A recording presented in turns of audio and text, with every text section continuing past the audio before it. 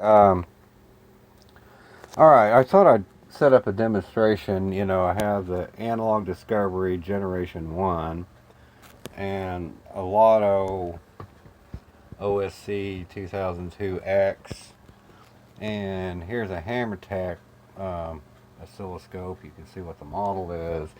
And I also got this, Hantek 4-channel oscilloscope, which you see right there. That's a 1 gigasample per second scope. 4 channels on it. I forgot what the number was, but this is a 1 gigasample scope. This Loto is a 200 megasample PC scope, and Analog Discovery, of course, is a 100 megasample.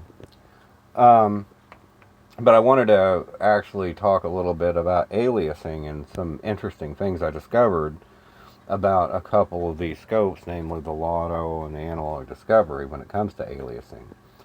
Now, when I talk about aliasing, and this kind of thinking does apply to frequencies above, the Nyquist limit, but, every scope, like a 1 gigasample scope, its Nyquist limit is going to be 500 megasample, right? Same with that. That's a 1 gigasample, and it's going to have the similar Nyquist limit. So, if you threw like a, anything above the Nyquist signal at it, you could worry about aliasing. Back in the past, I always thought that aliasing was something that only applied to high frequencies and the bandwidth limit of scopes, but no, it applies to really any frequency, and I discovered that when I built that little thing over there, which is an Arduino-based strip chart recorder, an 8-channel recorder, and mostly for low frequency applications. But I discovered that aliasing occurs at, even if you had like a 1 hertz signal, you could see aliases down to fractions of a hertz.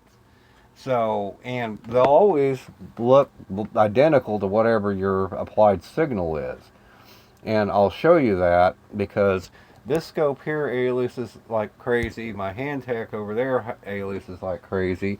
And this thing aliases like crazy. But Analog Discovery and Loto don't seem to. But they do behave significantly different. And over there you'll see my analog scope, right there. And I've got a 1 megahertz signal on it. Now let me show you what an analog scope does, and this is a scope I had bought in 2006 or something for like a couple of $100. I mean, it's like the cheapest scope I had. But it still works. It's actually still one of my lowest noise scopes, but you can see there's no DRO on it or anything, but here in this function generator I got 910 kilohertz applied to it. And I'm trying to apply oddball frequencies as opposed to something that like 1 megahertz that may be an even multiple of what the sampling rate might be. So I'm trying to come up with little oddball frequencies here. That doesn't apply to an analog oscilloscope because it has no aliasing. And right now, you can kind of see, where I've got this set. So,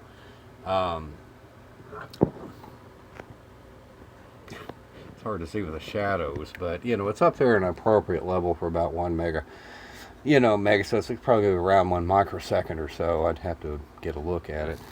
See, it's ranges here, so try to keep that in mind. Milliseconds. Let's see. I think this is 5 volt sine waves. What I got set there. But let me show you what happens when I decrease the frequency range. And this is what an analog scope will do, because analog scopes don't alias. So as I turn this down, over here you can see what happens. Basically you just get this fuzzy band, clear down to really low frequencies. That's what an analog scope will do. So even if I turn it up there, and you can see it's set to like, I can't see it honestly without a magnifying glass, but basically that's what a scope does. And of course it looks more constant than you're seeing on the screen here. I didn't notice, but okay, well, anyway, I set it at that just so you can see it as a continuous pattern, so it doesn't run afoul of the refresh rate of the phone. But yeah, that's what you expect to see out of an analog scope. You don't see aliasing no matter what setting, and you just start seeing the signal as you approach it. And as you get, higher and higher, and this is set to max, this is a 20 megahertz scope. So that's the maximum right there. So, that's where I had it before, 2 clicks below that. But anyway, that's what you'd expect aliasing to do. So, but now let me tell you what the setup is. Okay, this is the analog discovery waveform generator right here, and I got 2 channels being generated. This signal here is a trapezoid, and that's actually being fed into my Loto over there. So, and again, you can see it's about 1.2 megahertz, and down below I get a 1.1 megahertz square wave. That I'm feeding into this Hanmatek scope, through a probe I connected to one of the channels. So, and like I said, this is coming out of the analog discovery. It's a waveform generator, so it's going through a breadboard, so you're seeing a pretty noisy signal here. A lot of ring in it. So I was setting this up for a transistor tester thing, which I could make a video about how pissed off I am about that. In another video about the analog discovery's transistor tester and how it falls short of what it should do, and why it's doing it, and what they should have done to correct it, honestly. But this, again, I got set to 1 microsecond per division right now on the time base. You can see the frequency being read out there at 1.1 megahertz, in 2 different locations. But so so you got your nice square wave, right? And this, like I said, I got kind of set up like that. So but again, it's about 1 microsecond is what I got it set at per division. And this, I do have a scope on it too, having that same square wave being fed from this back into its scope. And again, you can see the same ringing on it because it's going through that crude breadboard setup I've got. I do have a BNC adapter, but I unplugged it so I could experiment with it, because they don't, on this BNC adapter, if you plug this connector into it, they do not feed the signals from your function generator or your oscilloscope out to these pins anymore, so they disconnect it. Which I can kind of understand it for the scope probes, but it would have been kind of nice if they didn't do that with the function generator, because, I thought I'd build some expansion boards or something that would use that. Well, I can't plug it into this, so I wanted to just leave it all permanently attached. But anyway, the point is that shows you the setup, right? Now, let me show you what happens with this actual benchtop scope first. As I change the time base, you'll see what happens with regards to aliasing, okay? That's what you'd expect. 2 microseconds, 5 microseconds, 10 microseconds, so far so good. It looks like you'd expect it, more or less like the analog scope did. So, even at 100 microseconds, and even 200 microseconds, even though you're getting some kind of weird wave there, it still doesn't resemble a square wave, right? This really doesn't, it kind of, looks similar to the analog scope. This doesn't, at 10 milliseconds. And at 2 milliseconds, it's fine, but oh, what's this? At 5 milliseconds, there's a square wave which looks identical to the fucking 1 megahertz square wave I'm feeding into it, or near enough 1 megahertz. Where did that come from? You know what? That's a phantom signal. It doesn't exist. Now let's continue to decrease it. Alright, still see it? Still see it. Even at 20 megahertz is still giving us a pretty good frequency reading here. I don't know if you can see that or not, but that's still pretty accurate. But boy, that's not the signal we're reflecting, because right here, it's saying it's 22 kilohertz, or well, 23 hertz actually. So in here, it says it's 23 hertz. Here it's 23 hertz. So there's a phantom signal there that doesn't really exist. At this setting you're seeing it. You know, 100 milliseconds, you're still seeing it. That does look like a noisy square wave. Okay, and you know, now it thinks it's, well, it doesn't know what the frequency is. It's still reading it right there, though, interestingly enough. It's continued to reduce it. Okay, now it's, you know, in roll mode. And the scope automatically does that. Still in roll mode, and, you know, here's our setting, 1 second. And that may be the end of the aliasing on this scope, but you do still see it, you know, and like I said, at some point this is going to become so painful waiting for the waveforms to come through. But anyway, right at that little sweet spot, you know, you're seeing a change in the signal. And let me show you how this works. Okay, let me put it at that level where it thinks it's 23 hertz, right? Now, since I'm generating this from the analog discovery, you know, I'll go over here and let's change it from a square wave to like a triangle wave. All right, there we go. Wow, okay, so we got a 23 hertz triangle wave now. Okay, now let me change it to something else. Let's see if you can guess what it is. Oh, that's a sine wave at 23 hertz. Here's a ramp wave, a little noisy. Let's see, here's another ramp wave here. Let's see, pulse wave. I'll throw the sine power wave, you know, if you can tell the difference, I don't know. You know, there's a trapezoid wave, which is the same sort of waveform I'm throwing at the Loto right now. But you can see that, let me throw some noise at it. Well, that looks pretty noisy. But at 1 megahertz, you know, that's actually what you would expect. That's the only thing that actually behaves the way I would expect it.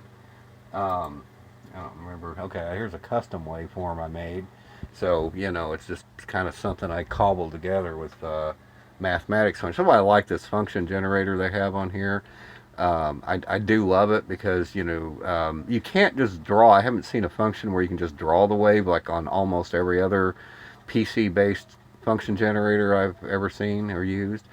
But, you know, it does work quite well, you know, with math functions. So, you know, in fact, you can see that's the function that I generated this with. So this is the only one I have that actually does that.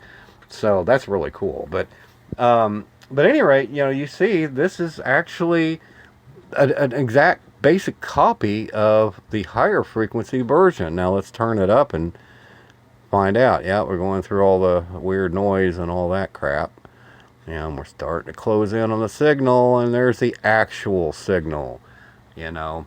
So you can see, you know, 200 nanoseconds, yeah, you got a nice clear view of it. And this is the real signal. It's not a fake signal like we saw before. But that is aliasing. And again, with that, I was astonished that you can alias, even with just fractional hertz signals, you can see aliasing if your sample period is low enough. So it's not a high frequency thing, it's a low frequency thing. Now on that, I don't have any kind of averaging or anything in it, and apparently they don't on this either.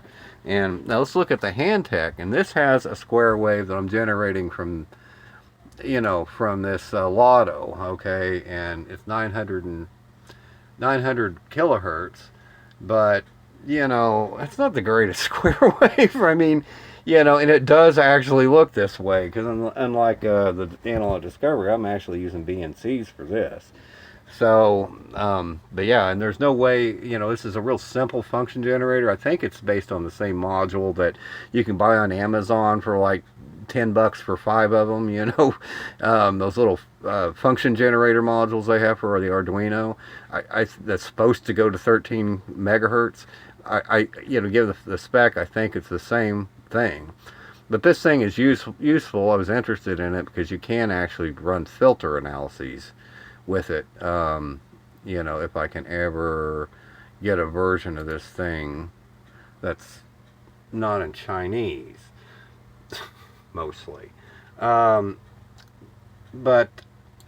you know, my other older version is not in Chinese, so, I mean, it's just a little bug. They do update their software quite a bit. I just downloaded this like yesterday, the newest version. But let's look at this Hantek anyway, even though this is not really the greatest signal. Let's see how it aliases. Okay, so I'm on, you know, you can see 1 microsecond, and, you know, set to channel 2 here. And so let's go ahead and let me drop this down progressively. I'll try to do this quickly here so I don't like bore you to death. But I'm going to take it to 2 microseconds.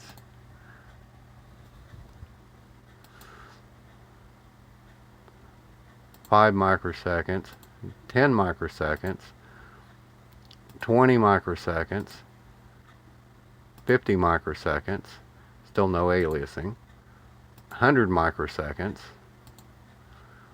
200 microseconds, 500 microseconds. Okay, we're seeing something weird, but still, you wouldn't think that was a real signal, you know. There's no mistaking that for any kind of weird looking square wave. Okay, 2 milliseconds, 5 milliseconds. Oh, 5 milliseconds, that's a magic number. Wow, that looks just like what we saw at 1 microsecond. Okay, 10 milliseconds, 20 milliseconds, 50 milliseconds, 100 milliseconds. Things are getting slower, painfully so. 200 milliseconds, 500 milliseconds, 1 second.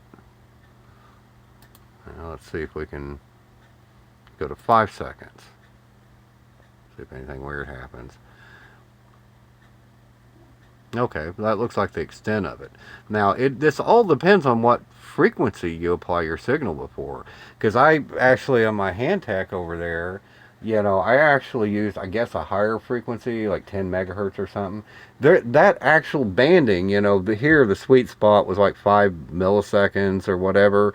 It went through it twice. I mean, there was another range that went through it, and then it disappeared like this, and then came back, you know, once you hit the lower frequency. So it's not necessarily just going to happen once.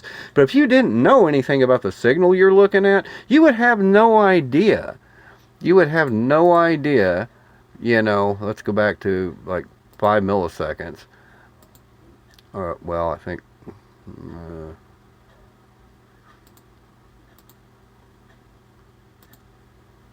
okay.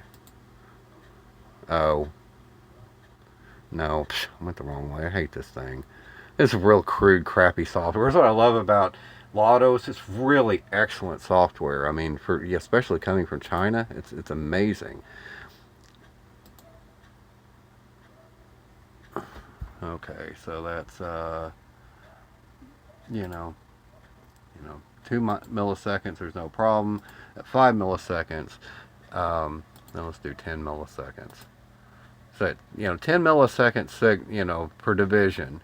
You know, you think you're seeing something that's really there, you know, because it looks like the signal you kind of expect. But let's go to 1 microsecond.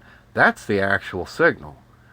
That other signal is a total phantom signal, and it will look identical, you know, to your actual signal. And that's what I discovered, all kinds of frequency ranges on that thing. It was real aggravating. I spent, you know, about a week on it trying to figure that crap out. But now, let's look at what happens. You know, here's the analog discovery, so you can see the signal I got fed in there. And then this is also the signal from the analog discovery, the trapezoid.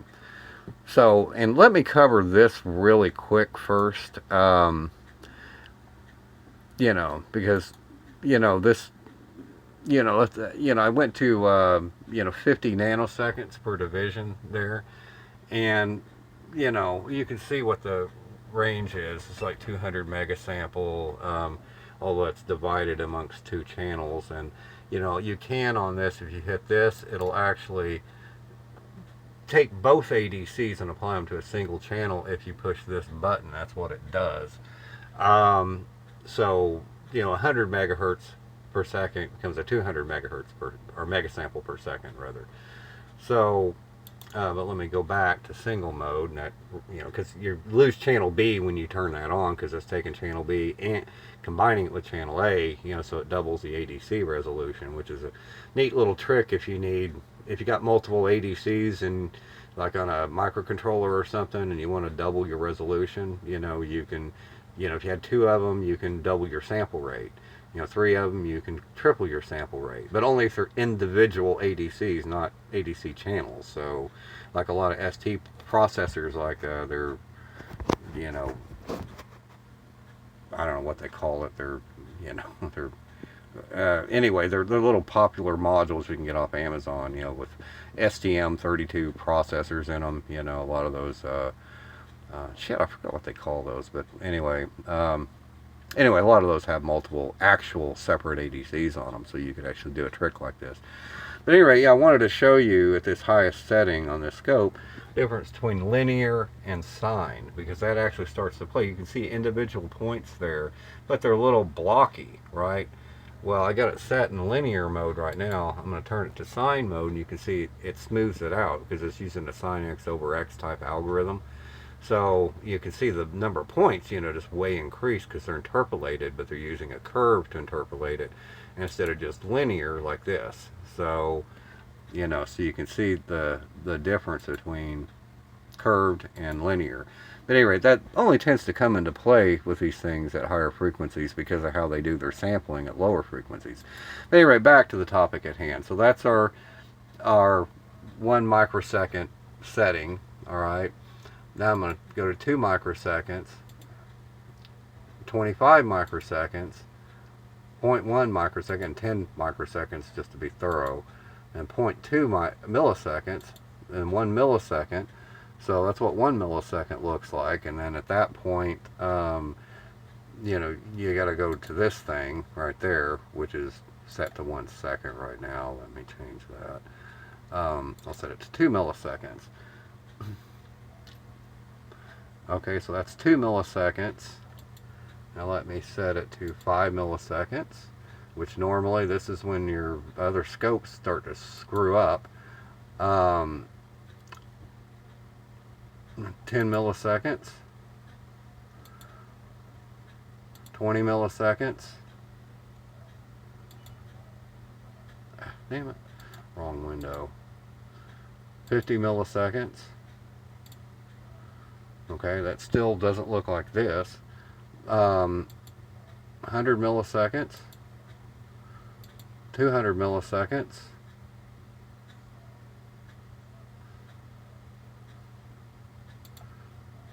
500 milliseconds,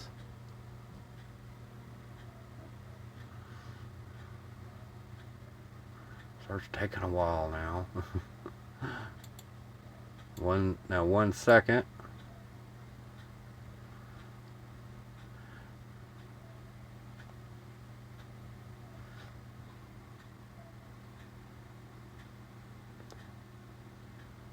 You know, I don't think this thing has a roll mode like you would want it to, but at any rate, you know, okay, that's down to 1 second. I don't want to get any more painful than that. But let's go to the Discovery and see how it compares. Let's see. So we're set to 1 microsecond right now. 2 microseconds. 5 microseconds, or that says nanoseconds. What the fuck? No, okay, 1 microsecond. I don't know what the hell that was doing. 5 microseconds. 10 microseconds. 20 microseconds. 50 microseconds. 100 microseconds. That's weird how the waveform doesn't seem to be changing.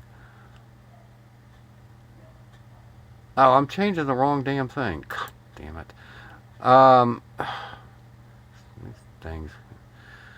Sometimes they could be better. Let's see. I want to set this to 0. That's the position of it. Okay, so we're still at 2 microseconds. Excuse me for that. Okay, 5 microseconds, 10 microseconds, 20 microseconds, 50 microseconds, 100 microseconds, 200 microseconds, 500 microseconds. Oh, now it's attenuating for some reason. 1 millisecond, 2 milliseconds. That signal keeps getting smaller and smaller. They must have some kind of weird filtering going on in this thing. I no idea, but it sure doesn't look like the original waveform, does it? 10 milliseconds, 20 milliseconds, 50 milliseconds,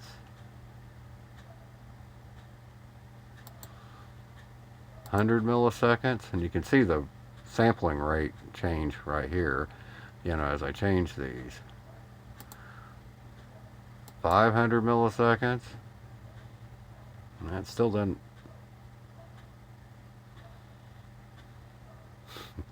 that still doesn't look like the original waveform. So, you know, it doesn't look like, oops, you know, it doesn't look like that thing. So yeah, on this scope, at least it doesn't alias. I mean, that's really remarkable that it does not alias. So, as near as I can tell. You know, 1 second. Yeah, this will take forever. So anyway, you don't want to go any lower than this. But yeah, so, you know, this doesn't alias, and this doesn't alias. I actually like Loto better than Analog Discovery. You know why? Because what does this remind you of? You know, the setting I got, you know, 1 second interval. That reminds you of what was going on in the analog scope over there. So this is the closest thing I've seen in a digital scope that, you know, basically does what an analog scope would do. You know, it didn't, like, you know, the waveform didn't start attenuating. I mean, at least there's no alias in it. At least we're not seeing the original waveform. You know, that's good. You know, that makes this Analog Discovery. I would, you know, I would always try to use this for lower frequency stuff rather than one of these other scopes. Even though these are both 100 megahertz scopes, you know, with 1 gigasample a second. I mean, the aliasing, it just really makes you pull your hair out. If you don't know what you're looking at, I guess you got to start on the high frequencies and work your way down. You know what I mean? That's about the only way I could see how to use a scope like this. Because otherwise, you're going to run into phantom signals. And you will. And I'm not sure if there's any way to do anything about that. You might be able to average, because this does have some averaging functions in it. And so does that, but I'm not using any kind of averaging on this. You can see average, none, you know, oversampling, off, you know, so I'm not doing any tricks with this, but we're getting no aliasing. And here, I'm not sure if there's any tricks or not, because this does have some kind of built-in fur filter, you know. Here, let me turn this up so it's less quirky.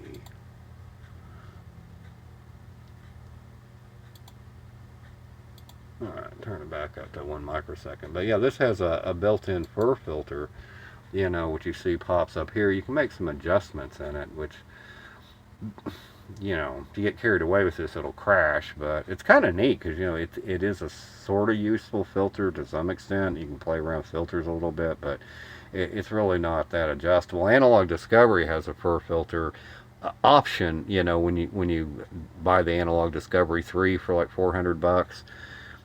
That's what I liked about this. I mean, even this model was like, you know, only like $140 or something like that, you know, versus $400 for this. And that's about the same I paid for that off eBay, you know, a Generation 1. I mean, you know, so it's, like I said, these things new are, you know, $379, you know, for the Gen 3 version. And Gen 3 does have actually some built-in hardware filters, which evidently you can actually use as a filter, but if you look at the software, it's not very adjustable. So, I mean, it really wouldn't be a good general purpose lab filter or anything. Um, so, but at any rate, um, so anyway, but that pretty much covers, what's going on with these two. And again, if I had my preference, this is actually a better oscilloscope than the analog discovery just from the aliasing alone. Because analog discovery is the second best. But all these other scopes suck at it, because of that aliasing thing. And again, you may be able to do something about it with some of these. If you fuck around with the filters and all that, I'm not sure. But the point is that I love how out of the box these two do not any alias. And again, if you buy your Discovery off eBay like I did, and you are patient, you'll sometimes find a good deal on them like I did. So, because I don't make these anymore, this Analog Discovery 1.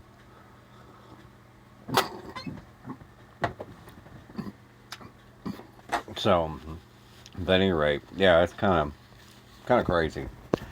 So, but at any rate, that, is a pretty thorough coverage, I think, of aliasing.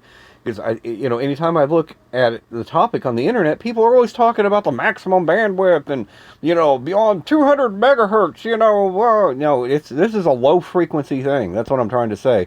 It's bullshit. Aliasing is not just a high frequency thing. It's not just a bandwidth limit of the instrument kind of thing. It's what sampling rate they choose to have. Because, see, on mine, I ran into that because, you don't want to sample if you're trying to, do several hours of chart recording. You don't want to be, sampling at the maximum rate of the Arduino, which is 50 kilosamples a second or so. You'll run out of memory, especially on 8 channels, but it doesn't matter if it's 1 channel or 8 channels, 50 kilosamples, no matter how you spread it out. But the point is, you'd run out of memory, so, you reduce your sampling rate so you can get more mileage out of your memory.